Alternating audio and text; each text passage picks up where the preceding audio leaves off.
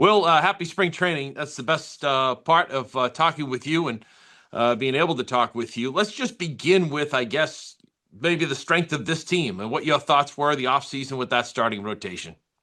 Yeah, I think regardless of the additions to this team, because there were some good ones, what's going to sit atop that list at the fan base is not having Alex Bregman in a Red Sox uniform. I mean, you're going to hear about that. You're going to continue to hear about that until we see something out of Durbin, which I think we will. I've talked to some people over with the Brewers that love him. Obviously, he's young and early in his career, but they love the grit. They love the dirt dog mentality, which he'll fit in perfectly in the city of Boston. I think they'll embrace him with that. Um, but then you have to look at the strength of this team, which is the addition to the pitching staff, right? You obviously have a dog, a beast, a bona fide ace in Garrett Crochet, but you needed more. And you saw that last year. You ran out of arms. That and defensive play were two of the reasons that you got beat by the Yankees in the wild card series. So you add to that the run prevention club, whatever they want to call it. Ranger Suarez is massive. I mean, that's a true number two. And I love how he pitches. It's more of an old school style of pitching. He's deceptive. He changes pitch shapes, pitch speeds. He pitches to both sides of the plate, to both lefties and righties. And he's not going to blow you away with velocity. He's 88 to 92, and he's got a good changeup. He can get down and in on righties. So I think he's going to be fun to watch. Sonny Gray, obviously, coming over earlier in the offseason, not necessarily a forgotten piece, but for a while we thought that was the number two. Well, he now slides to number three. So you have even more depth when you can move Brian Bayo to number four, who's making strides year in and year out, as we've seen. I love Sonny Gray's comments yesterday about how nasty he was after watching his live batting practice. He looks good. And then the five spot, Dan, it's just, this is interchangeable, and that's what you want. Every good team has an interchangeable fifth spot. That means you can play that not only the healthiest hand, but the hottest hand. And you have guys like Cutter Crawford coming back. You have Sandoval coming back. These guys coming off of injury, so you don't know what you're going to get. Yohan Oviedo, who came over from Pittsburgh, has a very impressive fastball. We'll have to see what they can do with his secondary pitches and his strike throwing ability. And then there's Connolly Early, who I think is going to get probably the most looks in that fifth spot because what he can do from the left side, the way he can not only get out lefties, but get out righties with that good fastball, good breaking ball, back foot.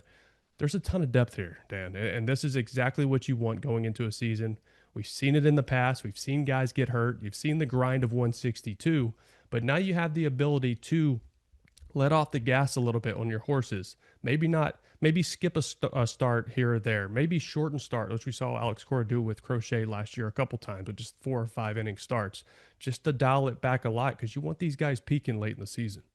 Well, you kind of said it in the beginning. You ripped the Band-Aid before I could rip the Band-Aid. Had to. But I think if an ideal Sox fan would sit there and say after October and what they did and how far they got, that okay, if they could keep Bregman and add like Alonso, they're good, right? I'm good. Sure. You got a World Series contender here. So what's the difference going to be now? You look at it and you say, okay, Durbin and or Meyer at third, along with Contreras and Casas at first. Yeah, so here's the thing with this team is and this is the problem in this era of baseball is trying to play bopper ball and trying to beat you to death with the home run, right? And that's how so many teams do it. But that's not, if you look at the construction of this roster, if they try to play that style of baseball, they're not going to win games. And when they went on that 2 month stretch last year where they were beating everyone, how did they do it? It was doubles, it was hitting behind runners, it was even bunts here and there and small ball and moving the ball around and much more old school type of baseball. So I think there was also a need in this offseason to make the infield defense better. And Pete Alonso, while he may give you 40 home runs at Fenway Park, he might hurt you defensively a lot. And maybe there was that want and need to go get Isaac Paredes from Houston. But he's also a black hole defensively. And so you're still giving up a ton of unearned runs. You're still making a ton of errors, which they led baseball in those last year, and it cost them a lot of baseball games, and they still won almost 90 games. This was a good team last year. This was a team that should have won 95 games, but they gave teams extra outs, and at the big league level, you can't do that. Contreras, very good defender. Durbin, very good defender. Marcelo Meyer's got to stay healthy. That's a kicker, because he can, whether he plays third or second, it doesn't matter. You can stick him on the moon, and he can pick it and make a play, because he's just that good with the leather. So defensively, yes, they're better. Trevor Story has taken a step back if you look at the metrics and outs above average and defensive run set. Yes, he's lost a step. If it's hit at him, you're out. He's not getting to as many balls. He's still a captain on that defense and runs that infield. but they got better defensively. They got better pitching. Um, you still have Aroldis Chapman, who's still one of the biggest freaks on earth to close games down. So maybe you don't have to score 6, 7 runs a game. Maybe 4 runs a game is going to win you a lot of ball games the way they can pitch and hopefully pick it better defensively. Well, it looks like he's going to be in the leadoff spot. What would you expect in year 2 of Roman Anthony? More of the same, probably. I think that trajectory keeps going upward. I mean, this is a special player. You've seen pictures of him in camp. I know this is like best shape of your life, time of the year. I get that. I get it. But Like you came in every year, right? Yeah, I get you tell. Yeah, he's But when you're 20 and 21 years old, you can pack on muscle. This is where he starts to fill out and become a man and get bigger and stronger and faster. And I think we're going to see a lot of pop. And I also think there's a lot of pressure on a lot of weight on his shoulders right now, not only from this organization, but from this city. And I mean, the league kind of leaning on him. As you see all these pictures of opening day, this many days away, pitchers and catchers and everything reporting. It's Roman Anthony's on there with the superstars. And this is a 21-year-old. And there's a human aspect to this.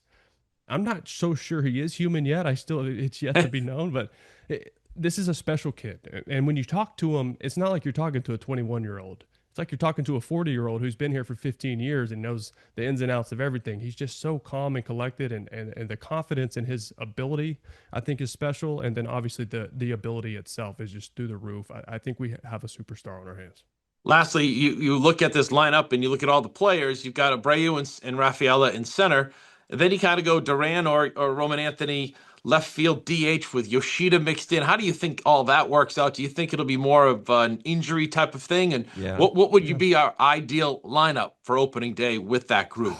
Man, looking at the lineup's tough, right? Obviously, Roman Anthony, you want at the top. I kind of want to see how things go with Durbin. A lot of the projected lineups have him down, 7, 8, 9 hole, which I get. He gets on base. He takes a lot. He doesn't walk a lot, but he puts the ball in play. He gets hit by pitch a ton.